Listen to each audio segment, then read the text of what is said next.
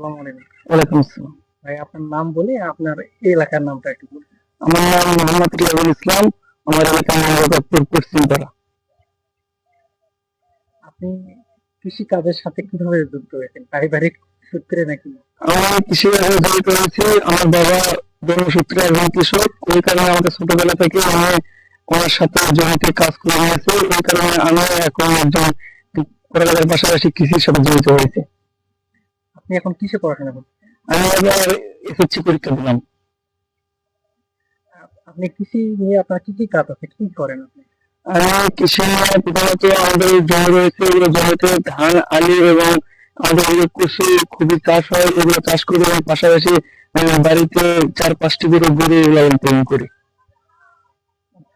এই কাজে আপনাকে কে কে সহায়তা করে? এই কাজে আমাকে সাহায্য করে প্রধানত আমার বাবা, কারণ আমার বাবা নিজে কাজ করার সাথে আমাকে উনি কাজ করায়। আমার বাবাই আমার প্রধান সহায়ক কাজের জন্য। আপনি আপনার কাজের জন্য কি দিন মজুর নেওয়া লাগে যারা কাজ করে? আমরা খুব বেশি পরিমাণ চাষাবাদ করি না, অল্প পরিমাণ চাষাবাদ করি, এই কারণে আমরা নিজেরাই করি, কিন্তু মাঝে মাঝে কিছু পরিমাণ শ্রম নিতে হয়, কারণ যখন বেশি পরিমাণ কাজের চাপ থাকে তখন আমাদের পক্ষে সম্ভব হয় না একা কাজ করার।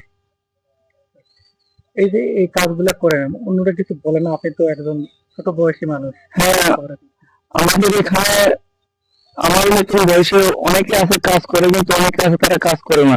তারা আমাকে কিছু বলে না, কারণ তারা আমাকে দেখে শেখে এবং তারা আমাকে দেখে তারা পাশাপাশি নিজেরাই জমি আবাদ করার চেষ্টা করে। এই কাজ করতে গিয়ে আপনার যখন কোনো পরামর্শের প্রয়োজন হয়, সেখানে কিভাবে আপনি সাহায্য করেন? আমাদের এদিকে এরকম কেউ নেই যে আমাকে সাহায্য করবে।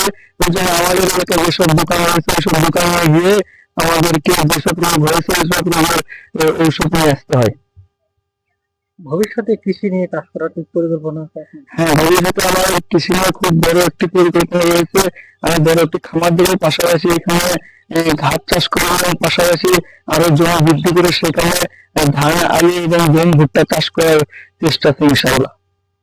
আপনার কি মনে হয় কৃষি কাজে নিজেকে নিয়োজিত রাখা কি একটা গর্বের বিষয়? হ্যাঁ, অবশ্যই কৃষিকাজে নিজেকে নিয়োজিত রাখা একটি গর্বের বিষয়, কারণ বাংলাদেশ একটি কৃষি প্রধান দেশ। এই কারণে আমাদের সবাইকে উচিত কৃষির সাথে জড়িত থাকা।